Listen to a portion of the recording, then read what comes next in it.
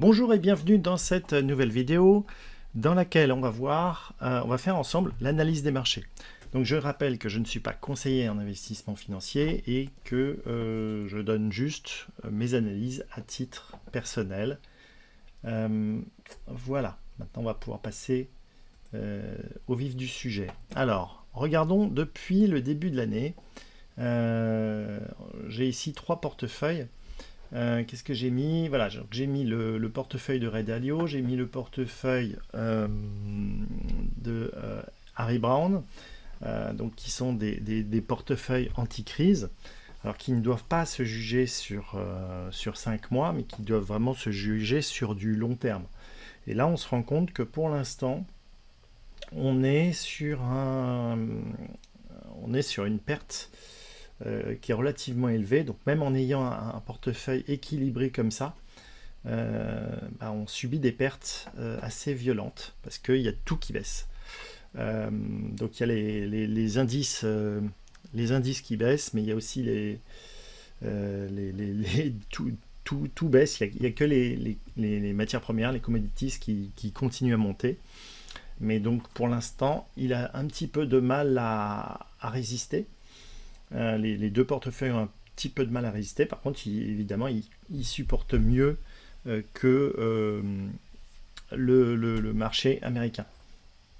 Voilà. Donc, une autre chose. Alors, évidemment, si on regarde, parce que là, j'ai choisi que 2022, évidemment, si on remonte un petit peu plus loin, on n'aura pas la même chose. Et on va voir que voilà, c'est quand même intéressant d'avoir. Donc effectivement, le portefeuille des actions US, c'est celui qui fait la meilleure performance. Si on avait mis 10 000 $ en 2007, en n'ayant rien fait, sans réinjecter de fonds, on serait à 28 000, on serait à 39 447 $. Donc on aurait fait 9% de performance annuelle. Par contre, on se serait pris un drawdown historique de 50%.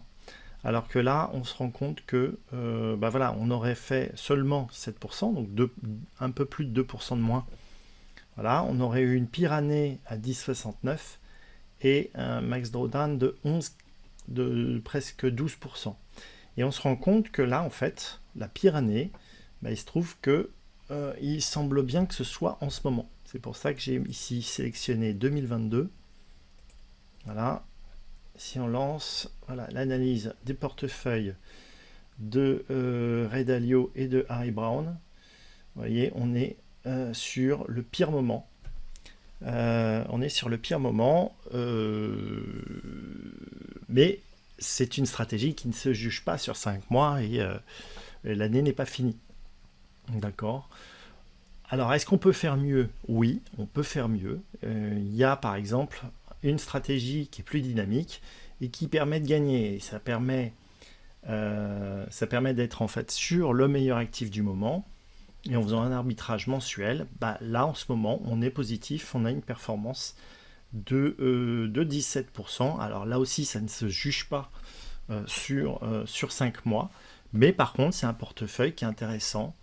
Alors on peut regarder l'historique, on peut regarder depuis voilà, on va regarder depuis 72. Alors c'est pas dit qu'ils me permettent de remonter jusqu'à 72. Voilà, mais ce qui est intéressant, c'est que vous voyez, avec ce portefeuille, on arrive à avoir la même performance quasiment, la même performance que le S&P 500. On arrive à faire 9 pour... Alors, tandis que le S&P 500 fait 9,24%, on arrive à le battre avec 9,78%.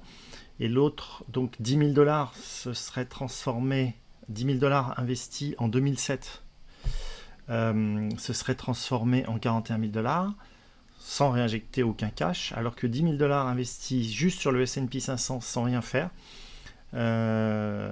se serait transformé en 38 000 $. Et par contre, à un moment donné, on se serait pris un drawdown, donc une chute de portefeuille de 50%.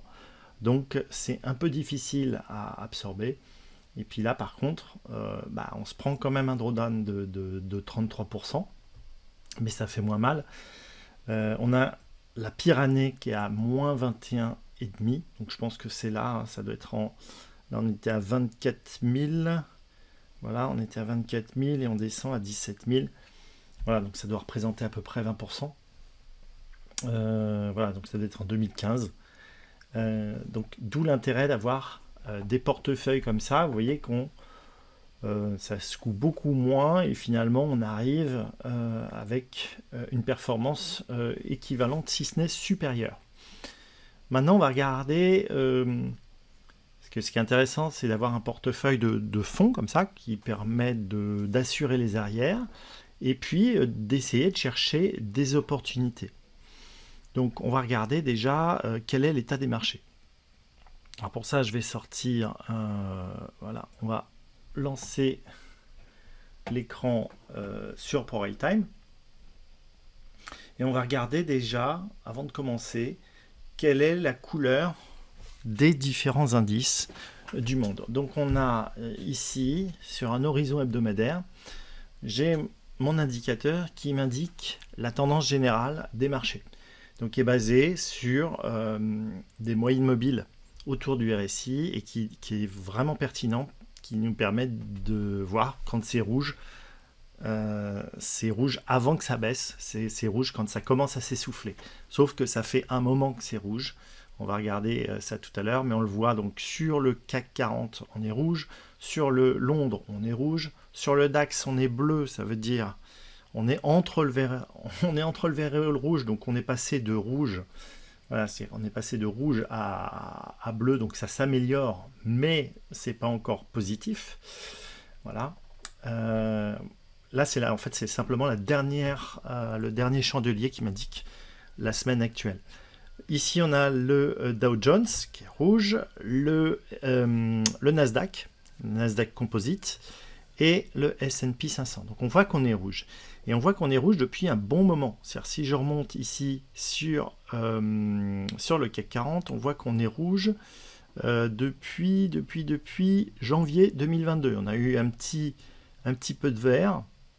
Alors en novembre, on avait eu un petit peu on avait commencé en rouge en novembre.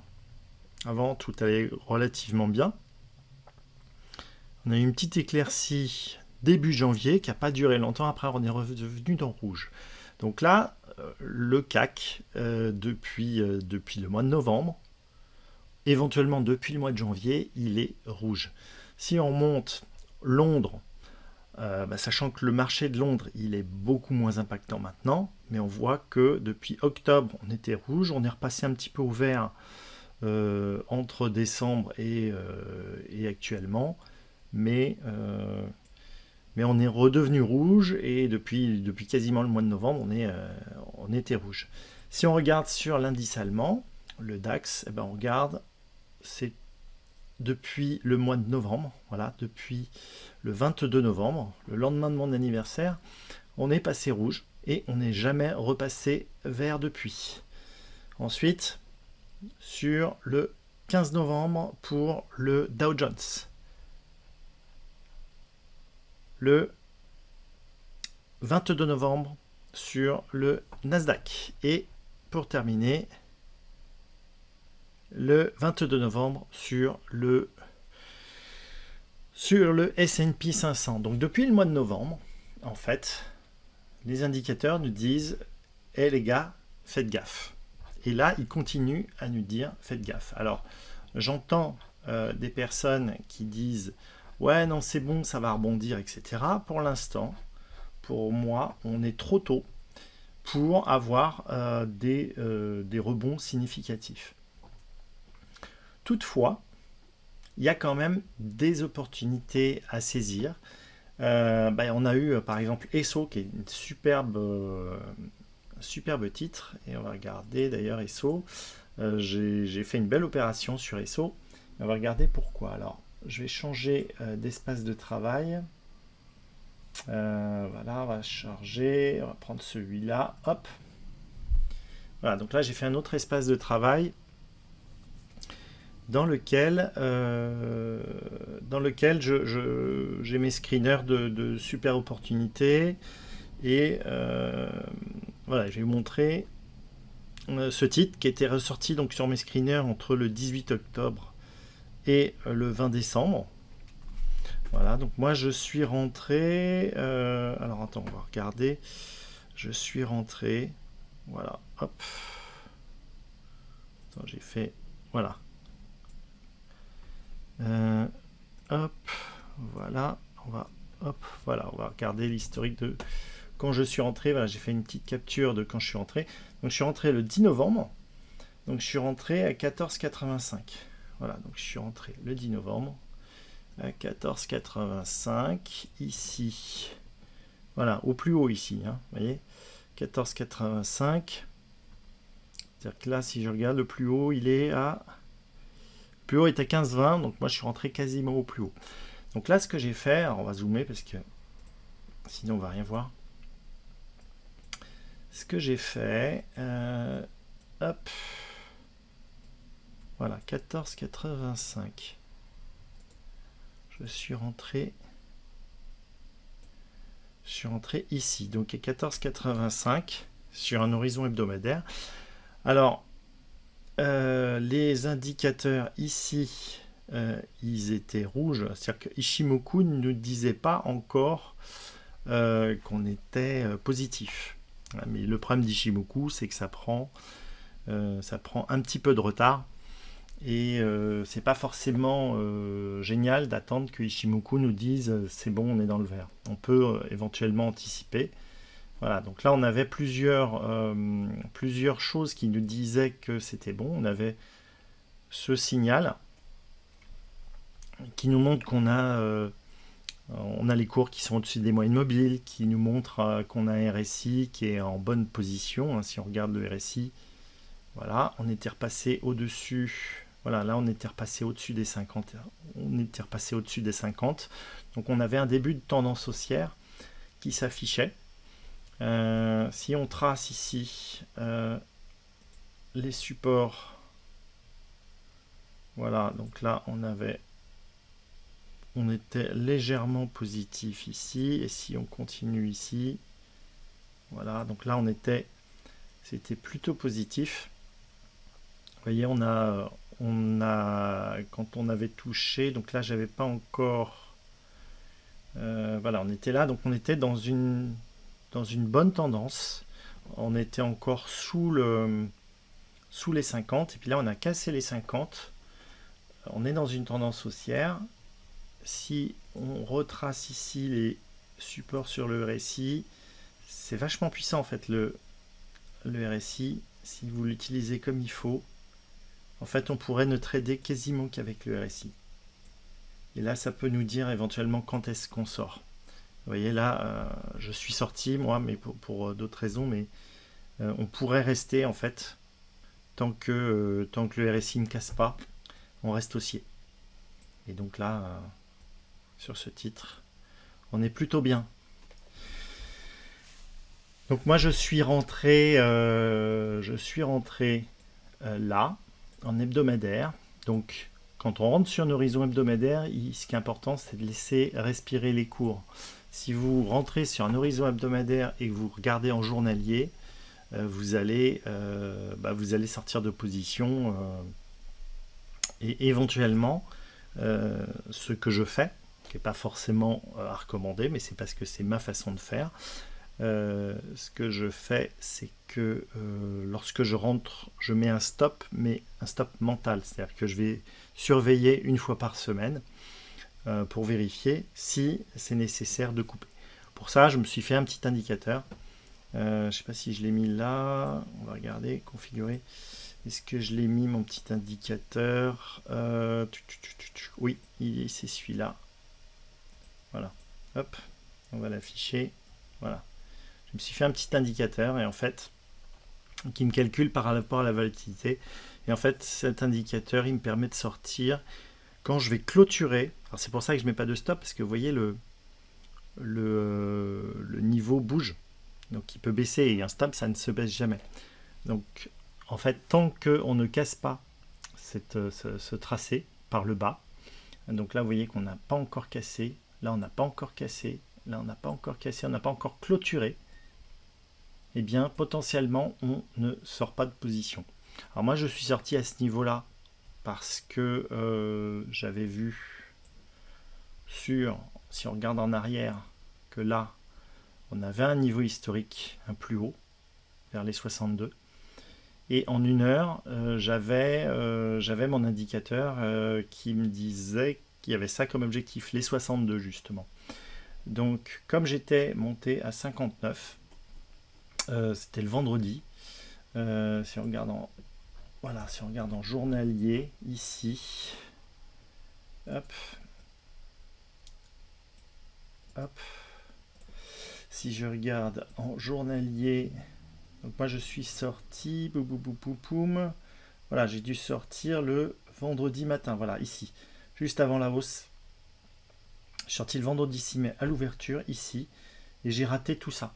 Et j'ai pas été frustré puisque, en fait, je voulais pas me passer à côté de mes 300% de gains pour aller chercher 3 euros supplémentaires. Donc j'ai préféré prendre mes gains là, et puis peut-être je reviendrai plus tard lorsqu'il y aura un signe. Mais en fait, quelque chose qui est important, c'est c'est plus facile de faire 10 fois 100% que de faire une fois 1000%. Et c'est plus facile de faire 10 fois 10% que de faire une fois 100%. Donc c'est important de prendre ces bénéfices.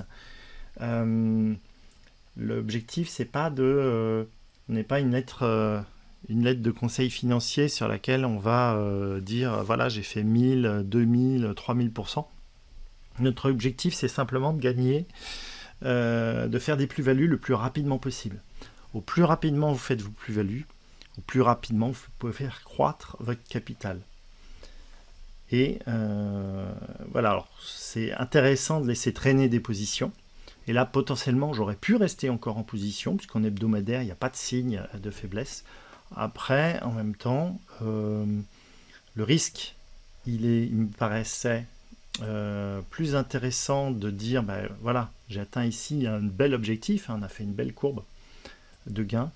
Alors peut-être qu'effectivement, je peux aller de 60 à 120, admettons qu'on peut faire encore un 100%, mais ça sera plus facile.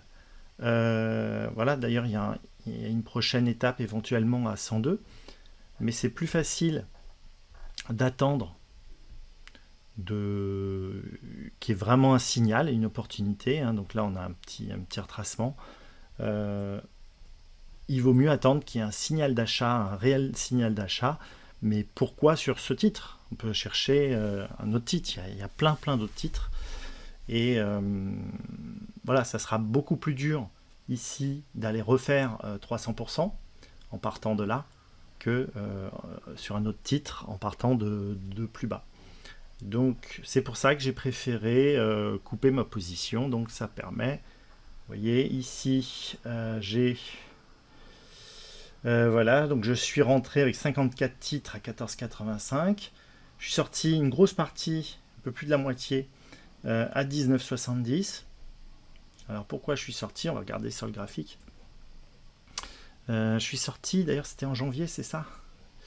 Oui, le 24 janvier, parce que le 24 janvier, je me souviens, ça commençait à sentir vraiment pas bon. Et je me suis dit qu'il fallait vraiment que j'ai du cash. Donc si on regarde au mois de janvier, pourquoi j'ai fait ça? Hop, alors au mois de janvier, je suis sorti 24 janvier. Voilà, c'est là. C'est là que je suis sorti. Alors, vous voyez, si j'avais écouté ma stratégie, potentiellement... Alors, 24 janvier, attends. 24 janvier... Oui, 24 janvier...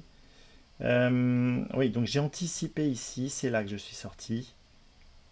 Ici, à 19 et quelques. Voilà, je suis sorti à ce niveau de prix-là.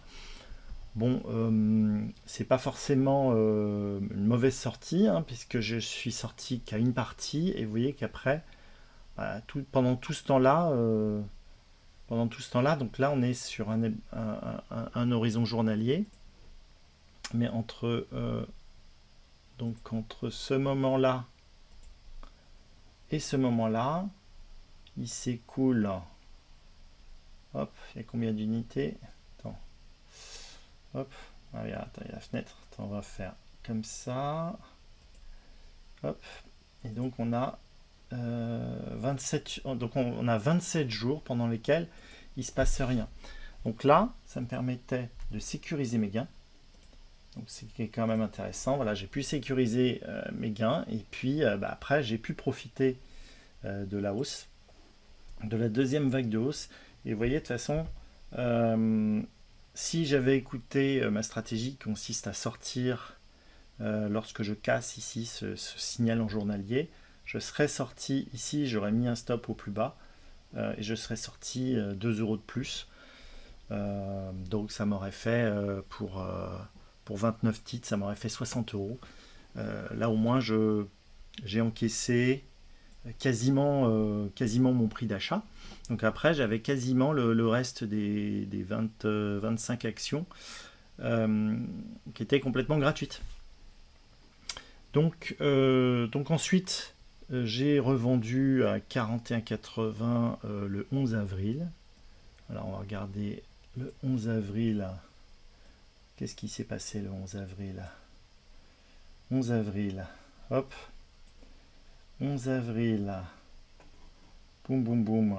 Voilà. 11 avril, c'est là. Donc j'ai vendu là. Voilà, juste avant la belle bougie là. Donc je suis passé à côté de cette hausse pour une partie. Mais bon, c'est important quand même. Je suis rentré à 40, je suis rentré à 14, à moins de 15. Je sors à 42. C'est quand même pas vilain. Voilà, au moins cet argent après il peut retravailler sur autre chose. C'est-à-dire que là c'est pareil hein, pour le gain en fait entre 42.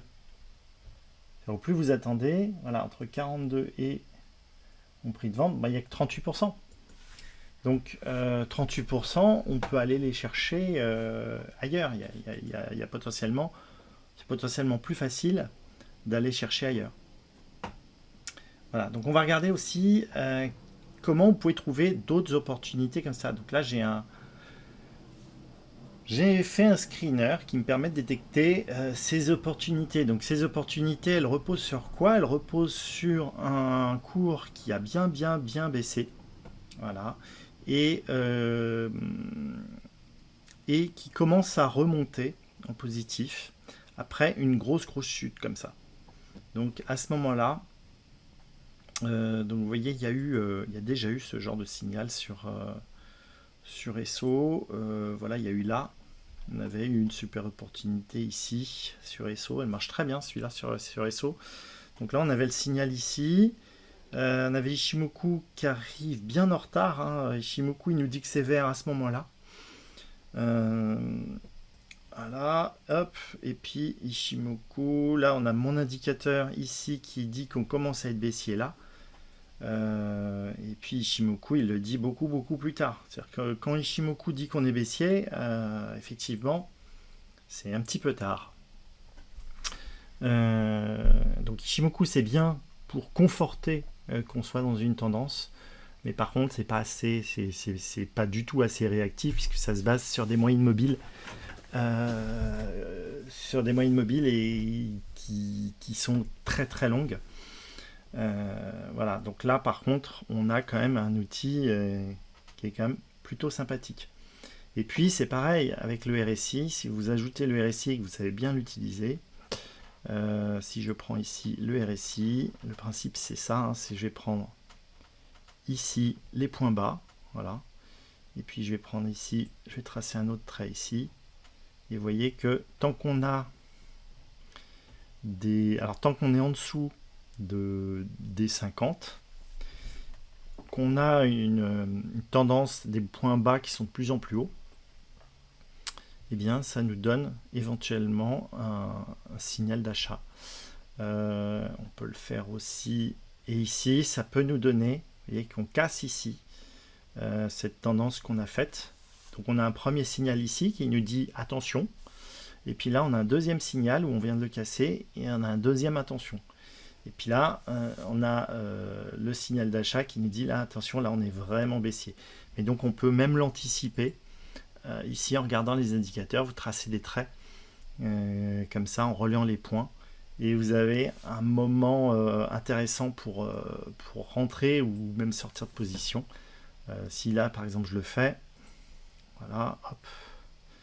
Si je fais ça, voilà, là, tant qu'on ne casse pas ça par le haut, eh ben, on ne rentre pas en position. Hop, voilà, donc là, potentiellement, mais on est quand même bien baissier. Ce qu'on fait, c'est que là, quand on rencontre un nouveau point, on va venir ici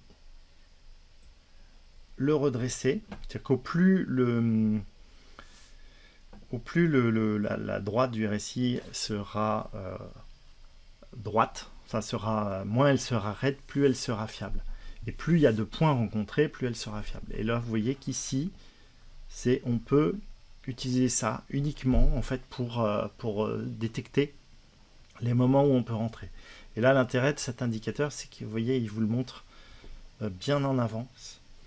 On voit ici qu'on est voilà, là on peut avoir la confirmation. Moi, si je tire les traits par le bas, voilà, je prends le point bas ici, hop, je trace ici, voilà.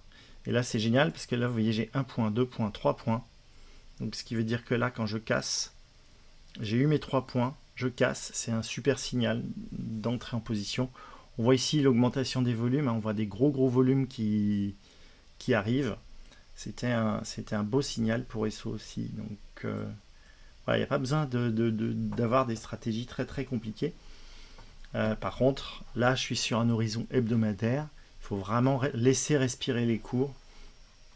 Les stops physiques, ça a un avantage, mais ça a comme inconvénient qu'ils sont visibles dans le carnet d'ordre et vous allez vous faire sortir. Voilà, et donc je vais vous montrer maintenant les 5 titres qui sont sortis sur les opportunités, et il y en a une autre. Il y en a une autre qui est sortie sur mon guépard. Alors attends, on va commencer d'ailleurs par celle du guépard. Stratégie guépard. Voilà, hop. Donc on va regarder, je l'ai vue, elle était pas mal.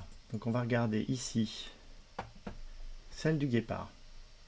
Voilà, alors je vais afficher les indicateurs du guépard. Hop, configurer. Voilà, c'est là. Hop. Alors, le guépard, il est là. Hop, voilà. Donc, je mets ici le guépard. J'ai mon capital, le risque par ligne, le montant par ligne, etc. Et voilà. Et donc là, il m'affiche. Alors, je suis sur un horizon hebdomadaire. Donc, ça, c'est très bien. Et vous voyez ici, on a un signal d'achat. Et il nous dit de rentrer. Alors, on a eu un premier signal, là, un petit peu avant, qui était ici. Alors, on a eu un premier signal qui nous disait d'attendre un retracement à 2,47. Voilà, qui était là. Donc, c'est pas mal, parce qu'on a bien retracé ici, et on a pu rentrer en position à 2,47. Maintenant, on a un deuxième signal qui est très intéressant. Donc, ça c'était un signal de filet. Hein, c'est-à-dire qu'on a une augmentation des prix qui est trop violente pour donc on s'attend à un retracement, voilà, et donc ça correspond au 38,2 de Fibonacci, et donc là par contre on a un signal qui nous dit là il faudrait pousser un petit peu plus, et qui nous dit de rentrer en position dans cette fourchette de prix là, entre ce prix là et ce prix là. Donc là on a ici, voilà, il est marqué là, donc là on a un niveau, il nous préconise un achat entre 2,86 et 3,05. Il nous calcule la quantité, il nous dit où placer le stop, et Et alors sachant qu'on est sur des penny stocks, voilà, il nous calcule la quantité, il nous donne le montant investi en fonction du risque qu'on a paramétré, et il nous donne le plan de trading avec les niveaux d'objectifs. Il y a un premier niveau d'objectif par rapport à ce signal qui est à 4,28, donc ça fait quand même un beau potentiel. Et puis ici, on a un deuxième niveau à 5,72, donc qui est encore un plus beau potentiel. Donc, il calcule la quantité évidemment en fonction de là où est mis le stop, et il calcule automatiquement où est le stock. Donc là, comme on va les prendre un petit peu plus cher, on en prend un petit peu moins, puisque là on va en prendre. Là, par exemple, à ce prix-là, on va en prendre 197, alors qu'à ce prix-là, on n'en prendra que 112. Par rapport au niveau de capital que j'ai paramétré là. Voilà. Donc, celui-là, il me paraît bien. Donc, on est en... on est en hebdomadaire, avec quand même, ici, un signal d'achat qui est quand même... n'est pas vert. Donc... les marchés sont plutôt rouges, donc pourquoi pas y aller, mais avec prudence. Alors l'avantage, c'est que comme on est ici sur un signal qui est à plage de déclenchement, qui est à faire entre ce prix-là et ce prix-là, tant qu'il n'y a pas de poussée, on ne fera rien. Par contre, là, ici, on a le stop. On a deux stops en fait. Ici, ça c'est un stop d'achat et ça c'est un stop de vente qui est basé sur la volatilité, qui est basé sur le plus haut auquel on retire de la volatilité et le plus bas auquel on ajoute de la volatilité.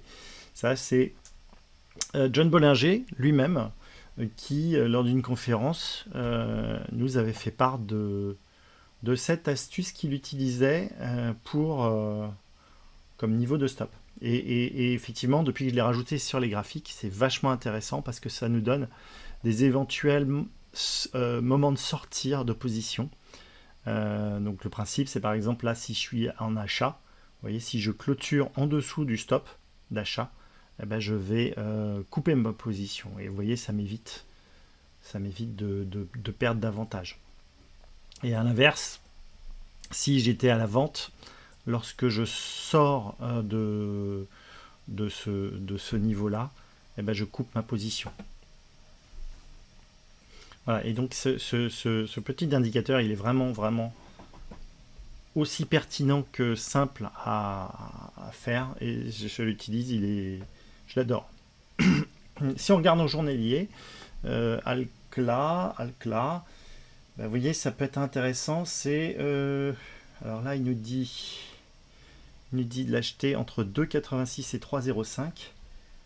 2,86 et 3,05. Et vous voyez que là, on a le stop qui est à 2,88.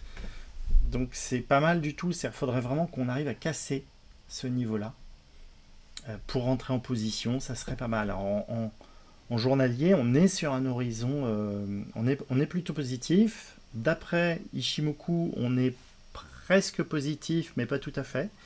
Vous voyez, on est entre les deux. Si je rajoute Ishimoku, on va regarder, configurer, est-ce que j'ai Ishimoku?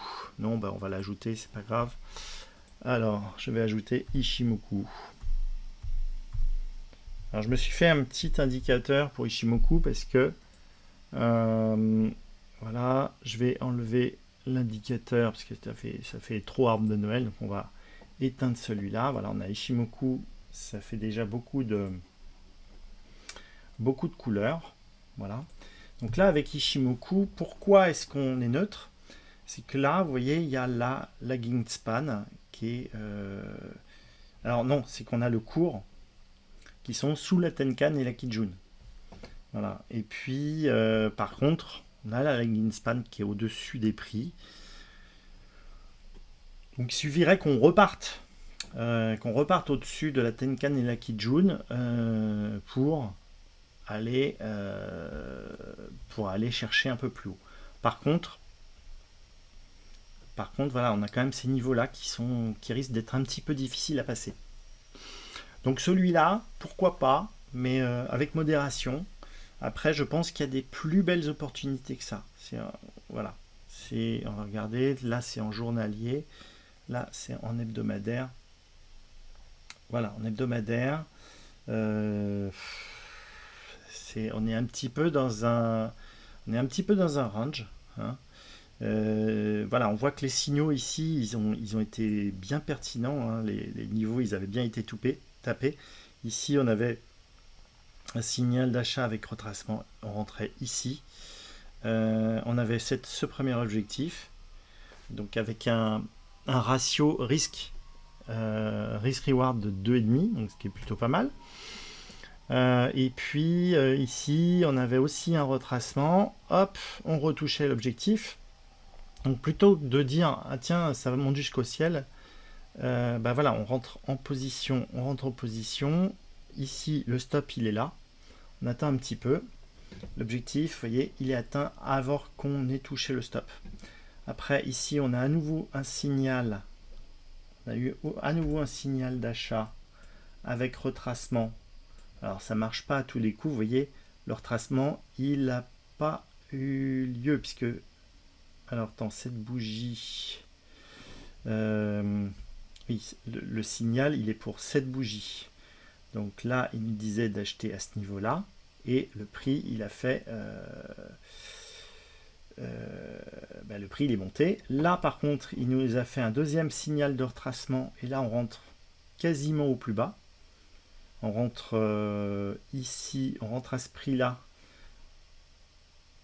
Voilà, là on a clôturé à 1,46. Il nous disait d'acheter à 1,35 et il se trouve que c'est le cours de clôture. Donc on a notre stop qui est là.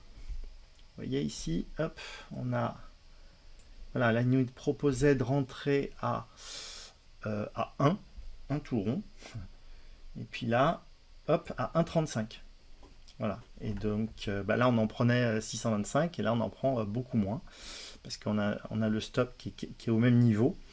Voilà. Par contre on a l'objectif qui de fait est beaucoup plus intéressant. C'est-à-dire que là on avait un objectif ici qui était là, qui était à 1,60, alors que là on a un objectif qui est à 2,82 et vous voyez que on est allé chercher les 2,82 et puis derrière on est allé chercher plus loin, hein, voilà. Mais en tout cas, on a touché les 2,82.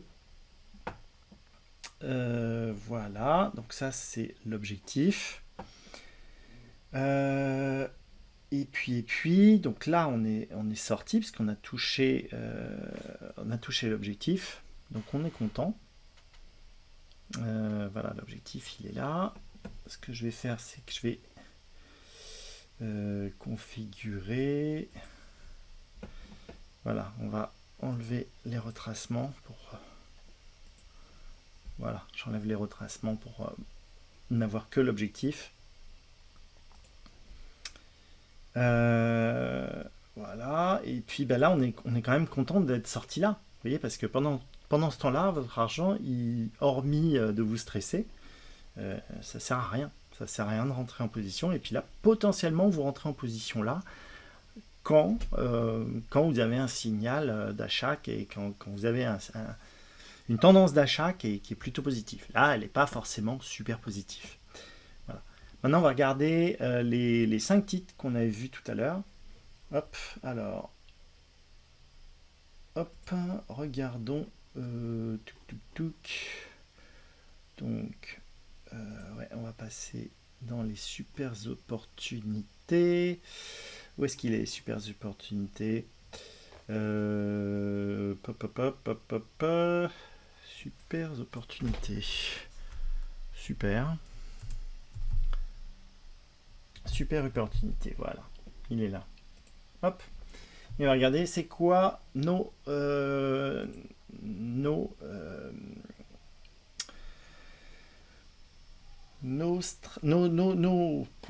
vais y arriver. Là, je vais mettre en journalier. Nos 5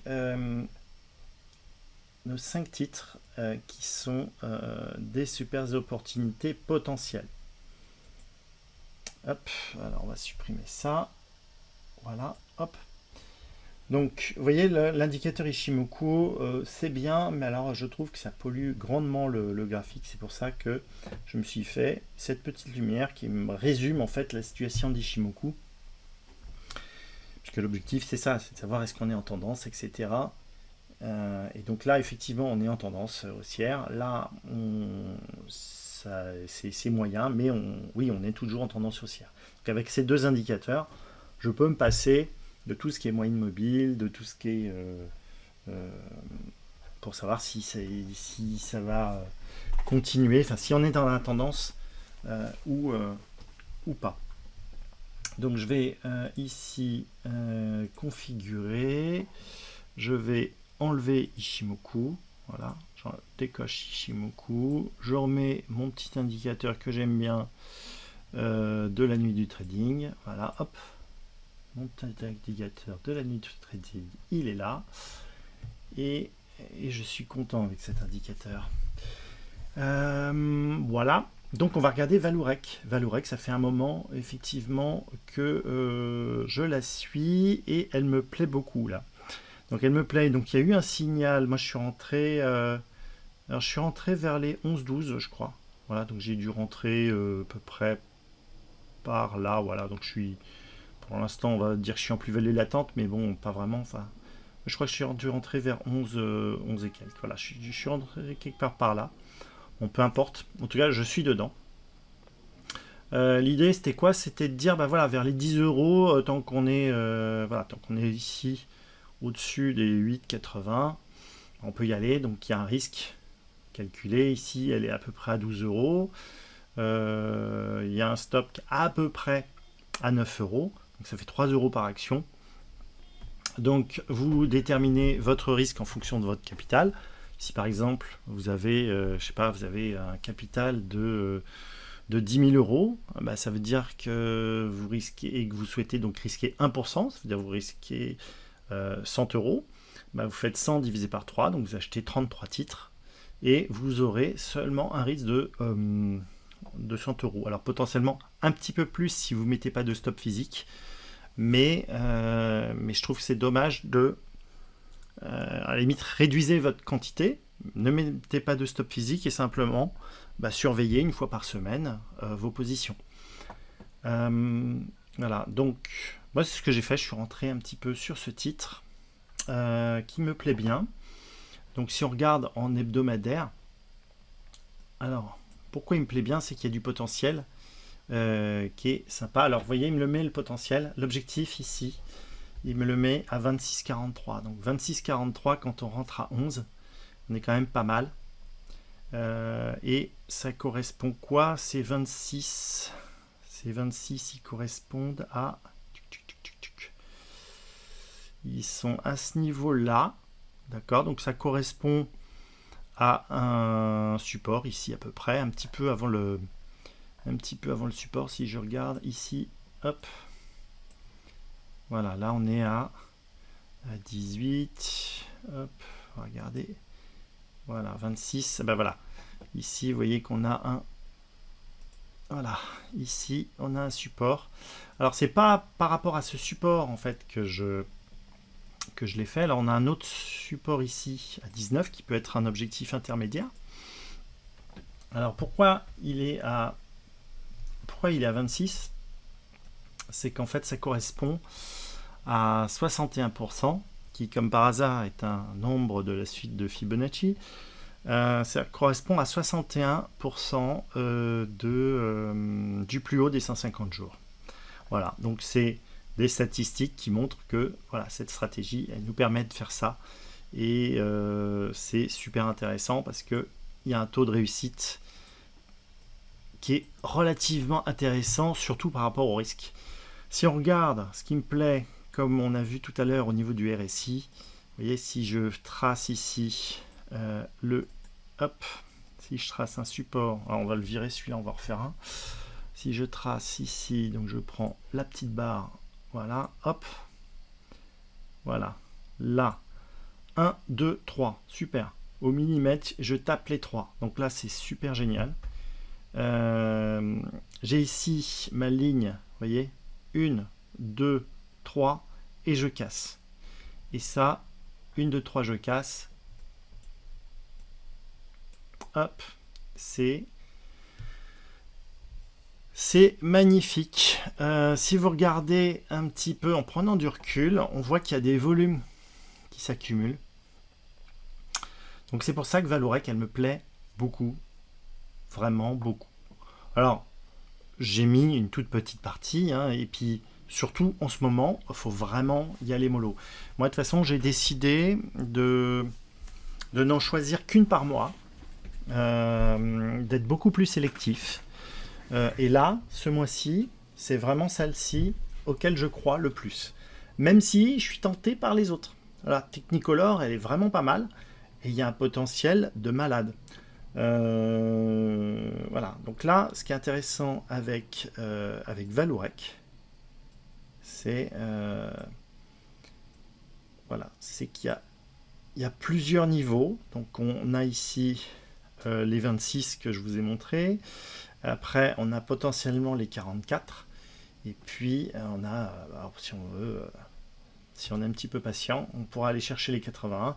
Mais l'idée, c'est de dire, c'est pas forcément d'aller chercher les 80. Notre objectif, c'est de faire des plus-values importantes et relativement rapidement. Après, ça peut être sympa pour le plaisir d'avoir quelques titres qui nous ont rien coûté, qu'on laisse traîner sur un malentendu. Mais en fait, après, c'est passer de 40 à 80, c'est beaucoup plus dur. Et une fois qu'on a fait toute cette hausse, c'est donc beaucoup moins intéressant que d'aller rechercher quelque chose. Et quelque chose, il y en a plein d'autres. Si on regarde Technicolor par exemple, Technicolor c'est aussi une super opportunité. Donc on est positif, on est même positif sur Ishimoku. Donc j'ai quand même bien envie celle-là de rentrer en position. Surtout que si on regarde, là on a une magnifique mèche basse. Alors ça c'est superbe, ça veut dire qu'on a les acheteurs qui sont venus se dire tiens, voilà, ils commencent à venir en masse. Si on regarde un petit peu en prenant en arrière, ici on voit des gros volumes. Alors, ce qu'il faut savoir, c'est que les institutionnels, les investisseurs institutionnels, c'est pas facile, les zinzins on va dire, parce que c'est beaucoup plus facile à dire zinzin que les investisseurs institutionnels, ils viennent pas en un coup, hein, ils viennent par paquet. Donc là, il y a eu beaucoup de monde. Là, il y a un petit peu moins de monde, mais j'ai l'impression que c'est en train de s'accumuler. Si on regarde toujours pareil, le RSI, alors là, mon trait de RSI, je l'ai fait n'importe comment. Hop. Voilà. Donc là, hop. Voilà. Donc là, on a une belle tendance sur le RSI. Voilà. Si on regarde un petit peu en arrière et qu'on fait comme ça, hop, comme ça, alors on va partir plutôt en arrière. Voilà, on va plutôt partir en arrière. Hop, voilà. Celui-là, on va le virer. Voilà, on part en arrière. Ouais, c'est pas trop mal. On a 1, 2, 3. Et là, on casse. Vous voyez? Et là, hop. Alors. Hop. Regardez, quand est-ce qu'on cassait? Voilà, hop. Ici, on casse. Et vous voyez, là, il y a des volumes qui se sont accumulés. À partir d'ici, ça commençait à devenir intéressant. Après, on reste encore en dessous des 50. On reste encore un petit peu en dessous des 50 sur le RSI. Par contre, vous voyez, là, on a vraiment cassé. On a la tendance qui commence vraiment à être établie. Donc celui-là, Technicolor, je vous rappelle que c'est pas une recommandation, mais me paraît intéressante. Alors là, attention, parce qu'on est sur une penny stock, hein, donc on se fait en pourcentage des secousses violentes. Hein. C'est-à-dire que là, on peut passer de là. Alors, je recommence. hop. Attends, hop. Alors, attends, hop. Supprimer règle, voilà. On peut passer donc de là à là, voilà, là même, 23%. On n'a rien de temps. Hein. C'est que là, on a de la, voilà, cette bougie-là, elle a fait 12%. Enfin, c'est dans l'autre sens. Hein. C'est, hop, voilà, c'est... Ah, il m'embête.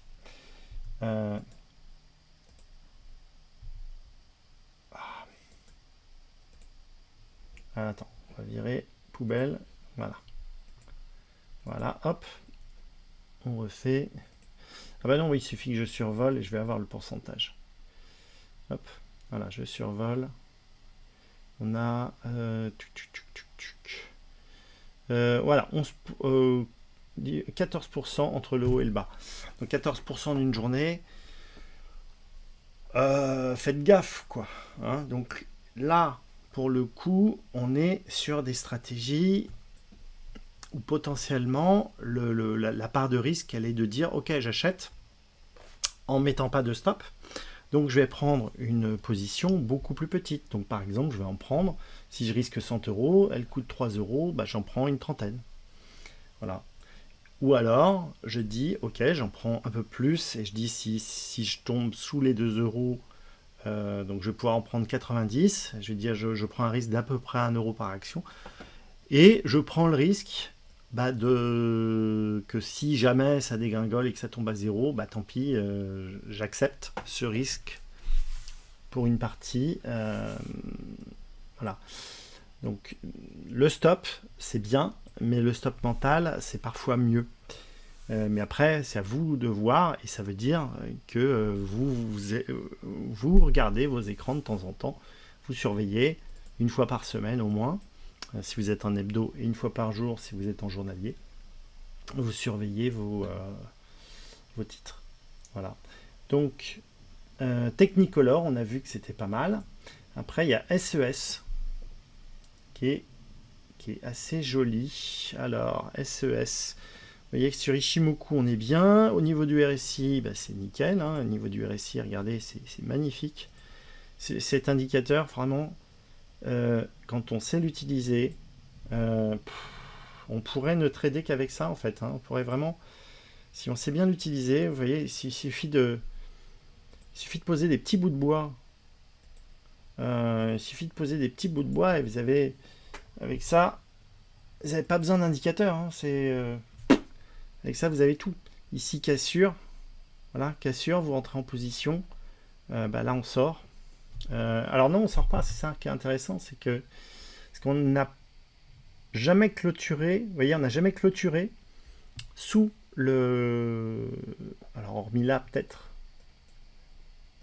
Voilà, mais là, moi, ce que je fais, quand je clôture comme ça, voilà, j'attends de clôturer un petit peu vraiment, vraiment sévèrement. Et là, vous voyez, on ouvre dessous, on remonte, on réintègre. Ici, on a un gap, donc on démarre là, mais on remonte. Donc là, on n'a pas clôturé. Là, potentiellement, on est sorti un petit peu. Donc éventuellement, on va mettre un stop physique là, mais vous voyez, on se fait sortir. Donc pour moi, on ne sort pas beaucoup. Donc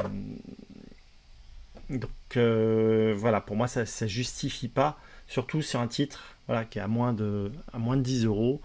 Il faut vraiment laisser respirer c'est important de laisser respirer les cours. Donc le stop physique, ça va vous faire sortir. Et surtout si vous êtes sur un horizon hebdomadaire. Encore sur un horizon journalier, il y a moyen effectivement de... Alors là par exemple, vous voyez, on a eu un signal guépard sur ce titre sur SES qui n'a pas marché puisqu'on s'est fait... Voilà, l'objectif il était là, alors il a été atteint. Par contre, on s'est fait sortir par le stop ici. Alors, on s'est fait sortir par le stop, ouais. On s'est fait sortir par le stop. Soit le stop initial ici, soit si on utilise la technique, on serait sorti là. Alors, ou alors, on serait sorti ou pas. C'est-à-dire qu'on aurait mis éventuellement un stop sous le plus bas de la bougie rouge, mais auquel cas on se serait fait sortir en mettant un stop physique, vous voyez, on se serait fait sortir par après, puisque soit on disait ok, comme j'ai réintégré, j'enlève mon stop et j'attends de recasser, et auquel cas ici j'ai un plus bas qui casse, qui clôture, donc ça veut dire que je mets mon stop ici et là je me fais sortir par la mèche et c'est dommage. Là de toute façon on est sorti là, voilà. Ce qui est intéressant par contre, c'est que ces niveaux de prix, ils peuvent servir et être recherchés. C'est-à-dire que là, ok, je suis rentré, j'ai perdu.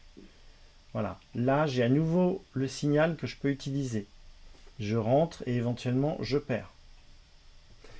Mais comme on a un ratio de 2,5, je peux rentrer encore une troisième fois ici. Et vous voyez, là, je finis par gagner. Voilà. Et je peux même éventuellement couper la moitié et puis ici suivre et attendre. Voilà, attendre la clôture. Là, je mets mon stop là. Et puis là, je sors. Voilà, je sors soit là, soit là. Voilà, là, clairement, ici, en journalier, on n'est pas bien. Donc SES, oui. En même temps, voilà, on a une belle mèche ici. En hebdomadaire, on est quand même haussier. On est quand même haussier. Là, ce qui me plaît, c'est qu'on a ici une augmentation des volumes. Et on a la bougie suivante qui est cohérente. C'est-à-dire qu'on a des plus petits volumes et une plus petite bougie. Donc pour moi, il y a des probabilités, il y a des bonnes probabilités que ça continue de monter. Et puis, l'air de rien, on a quand même cet indicateur super opportunité qui nous dit qu'on peut aller tenter... Ah oui, alors il me dit d'aller chercher les 9,09. Ouais, alors 9,09, c'est pas assez haut. Ouais, c'est pas super intéressant. D'accord. Autant Technicolor, ici, Technicolor, ouais, c'est pour aller chercher les 14, donc là c'est beaucoup plus intéressant, vous voyez. Vallourec, c'est pour aller chercher les 26, donc c'est intéressant. Ouais, donc là SES 9,09 à aller chercher alors qu'on est à 8, bof. Voilà, donc celle-là non. Ensuite on a Air France. Air France, alors avec un objectif à 6,66, 69. Oula, le chiffre du diable, dis donc. Donc déjà, ça refroidit un petit peu. Après, Air France, voilà, je suis pas... D'un point de vue fondamental, je suis pas fan. Donc ouais, on a le RSI qui est plutôt haussier. Alors là, il faut ajuster. Hein. Voilà, on a un plus bas, donc on le réajuste, donc on est haussier, mais on est entre deux eaux. Ouais, je suis pas fan, Donc là, c'est pour aller chercher un petit 100%. Mais voilà, c'est pas forcément celle que je préfère. Et puis enfin, on termine avec celle-là. Alors, si on regarde celle-là, on va regarder au niveau du RSI. Hop. Hop. Voilà. Et là, ça c'est plutôt bien, mais on a touché que 2 fois. Alors c'est plutôt positif. Ça aurait été mieux de toucher 3 fois. Si on regarde ici, qu'on fait un petit support là, hop. Ah, je recommence. Ah! Attends. Voilà. Des fois, j'y arrive pas bien. Voilà. Hop. Je fais ici. Alors, on prend le plus bas ici. Voilà. Alors là, on est pas mal. Hein. Ouais, j'aime pas. Il est pas nickel celui-là. Vous voyez, on touche une fois, 2 fois, mais on déborde d'un poil. Et on déborde d'un poil, donc il est pas super beau. Voilà. Il est pas super beau. Donc ouais, je suis pas fan. Voilà, donc on va le refaire à partir de là, puisqu'on a touché. Donc c'est vraiment c'est vraiment précis en fait. Hein, ouais, et là, on est presque, mais on n'est pas dessus. Donc il est pas tout à fait franc du collier. Ça, on en a que deux. Bon, c'est ouais, c'est une super opportunité. Alors attends, on a allé chercher les 5,79. 5,79, donc on a ça à aller chercher. Donc c'est pas suffisamment intéressant. Vous voyez, 5,79 pour 5,79, c'est là. Vous voyez, alors ça peut y aller parce que voilà, on est sur ce niveau de résistance. Voilà, donc bof, bof, bof. Il y a un risk-reward qui est pas assez bon, le graphique est pas suffisamment beau. Si je regarde ici, on va regarder en journalier le RSI. Hop. Attends, je vais mettre sous le graphique. Voilà. Attends, hop, hop, au-dessus du volume. Voilà. J'agrandis le RSI. Ouais, c'est pas joyeux. Là, ça me plaît moyen sur le RSI. Ça casse de partout. C'est un peu la machine à laver. Donc là, moi, je pas envie d'y aller dans celui-là. C'est pas beau, c'est pas propre. Peut-être ça fera, mais voilà. En tout cas, il n'y a pas d'objectif. En tout cas, voilà. Pour moi, les deux plus belles, c'est Vallourec et Technicolor. Donc, prudence par contre. Hein, je vous rappelle que les marchés ils sont rouges depuis le mois de novembre. Donc, soyez hyper prudents. Mettez des plus petites tailles de position que d'habitude. Voilà, et puis je vais continuer moi à faire des vidéos. Si ce format vous plaît, vous me le dites. Je vais faire en sorte, mon objectif c'est d'alléger un peu mon portefeuille parce que j'ai beaucoup trop de lignes et d'être beaucoup plus sélectif dans mes actions. Puisque ça sert à rien d'avoir 80 lignes dans le portefeuille. Et donc j'ai une liste d'actions qui sont dans mon portefeuille qui sont des opportunités exceptionnelles. Mais par contre, ce qui est important, c'est de choisir le bon moment pour rentrer dedans. Ah oui, et puis donc, je sais pas si je vous en avais parlé d'une qui me plaisait bien aussi. Allez, je vous la donne en bonus si vous êtes sage. Comment elle s'appelle? C'est alors attends, je réfléchis. Comment elle s'appelle? Ah oui, alors attends, elle doit être dans le guépard, je crois. Il faudrait que je fasse tourner mon guépard. Hop, alors attends. Je prends le guépard. Voilà. Et je vais regarder, modifier.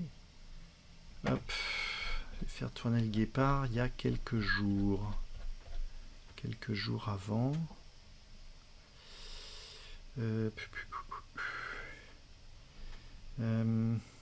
Attends, c'était. Alors, attends, je vais retrouver laquelle c'est. Hop, ne quittez pas. Je vais vous dire ça tout de suite. Ça vaut le coup. Hein. Ah oui, ça y est, c'est Camellia. Camellia, on va regarder Camellia, qui me plaît beaucoup. Camellia, ça valait le coup d'attendre, vous allez voir. Camellia. Non, Carmilla. Attends, c'est Carmilla. Voilà, Carmilla. Ça, c'est bon. Carmilla, elle est magnifique. Voilà. Carmilla, elle a un potentiel. Alors, elle a plusieurs targets. Elle a une target à 19. Donc là, aujourd'hui, elle est à 15. Donc de 15 à 19, ça fait quand même une belle plus-value. On a une autre target à 25, 26. Et on a une autre target à 22. Et donc j'ai même quelqu'un qui a comme target les 31. Voilà, les 31, ça correspond à ce niveau-là. Comme par hasard. Voilà, je suppose que c'est par rapport à ce niveau de support, de résistance qu'il a cet objectif. Donc effectivement, ça paraît pertinent. Je vais ici, hop, configurer. Je vais enlever. Voilà. Je vais ici, hop, on va enlever les retracements. Voilà. Bon, j'enlève les retracements de Fibo. Hop. Voilà, donc ça c'est des niveaux de prix qui sont intéressants d'acheter. Voilà, c'est pour ça que je les mets. Voilà, mais là je les ai enlevés pour plus de clarté. Donc ça nous fait ici ce niveau-là. Voilà, donc on est sur un graphique hebdo, donc on est sur un horizon, on est sur un investissement relativement long terme. Mais relativement long terme, c'est genre quelques mois. Hein. Là, on pourrait, allez, si on extrapole et qu'on se dit, tiens, voilà, c'est l'affaire de, car ouais, c'est, ah non, ça me paraît beaucoup. Ouais, ça pourrait être 35 unités. Voilà, ça, cet objectif-là, on peut y arriver, je pense, assez rapidement, d'ici 2-3 mois. Et puis là, on est à 23 unités, donc 23 semaines, donc 6 mois. Et puis là, on est à peu près sur 36 unités. Voilà. Donc là, jusqu'à la fin de l'année, voilà, ça peut être un beau petit objectif. Voilà, même si en journalier, on va regarder ici, on va tracer ici. Voilà, donc là j'ai un point haut. Hop, voilà. Donc là c'est pas mal. Ici j'ai un point bas. Bam, bam, bam. Voilà, c'est pas dégueu. Alors on a, ouais, moyen. Moyen ici, on a débordé.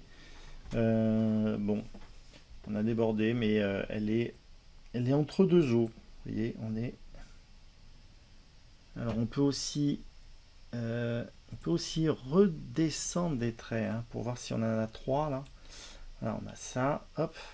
Donc là on en a 2, donc on va le mettre là. Voilà, donc là il est possible, il est fort possible qu'on retape là, et qu'on fasse un range.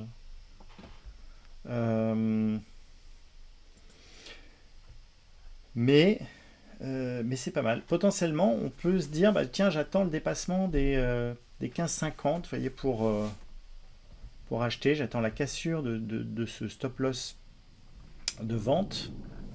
C'est-à-dire que si j'étais vendeur, en fait, ce trait-là, c'est si on était en position vendeur, ça serait le niveau auquel il faudrait couper sa position vendeuse.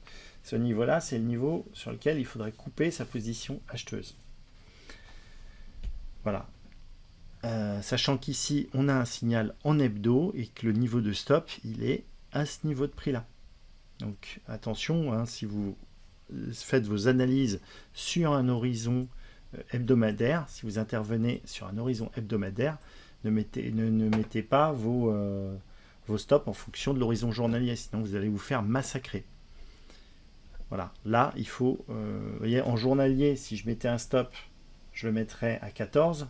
En hebdomadaire, je le mets beaucoup plus bas, je le mets à 12,66, voire à 11,32. Hein, et d'ailleurs là, le stop, il est à 11,64, vous voyez. Donc là, le risque, vous le calculez par rapport à la différence entre votre prix d'achat et ce niveau de stop qui est là. Voilà, donc j'espère que cette vidéo vous a plu.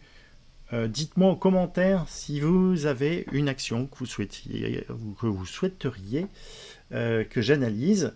Mettez-moi un like et puis abonnez-vous à ma chaîne, comme ça vous serez prévenu si jamais je refais une autre vidéo, ce qui est certainement probable.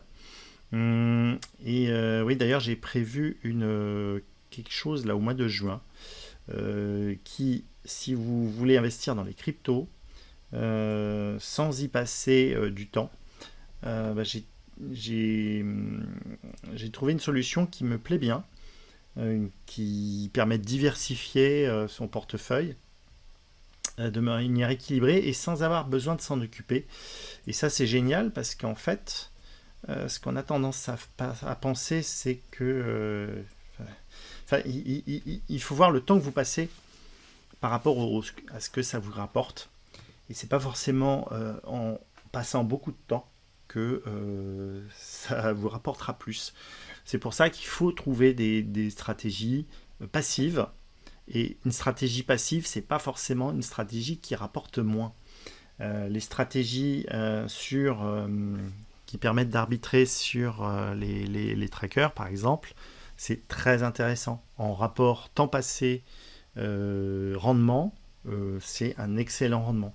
Et en fait, sur les crypto-monnaies, il y a un moyen de ne pas s'en occuper et d'être toujours placé sur les meilleurs actifs, de ne pas avoir besoin de regarder tous les jours s'il faut garder sa position. Alors, c'est une stratégie un petit peu différente de celle que j'utilise actuellement, mais justement, je vais commencer à me mettre dans une stratégie plus passive sur les cryptos, parce que les cryptos, je pense que c'est important d'y être, mais il ne faut pas que ça crame du temps, et on a plein d'autres choses à faire que des cryptos. Voilà. Allez, je vous dis à très bientôt pour une prochaine vidéo. Ciao, ciao!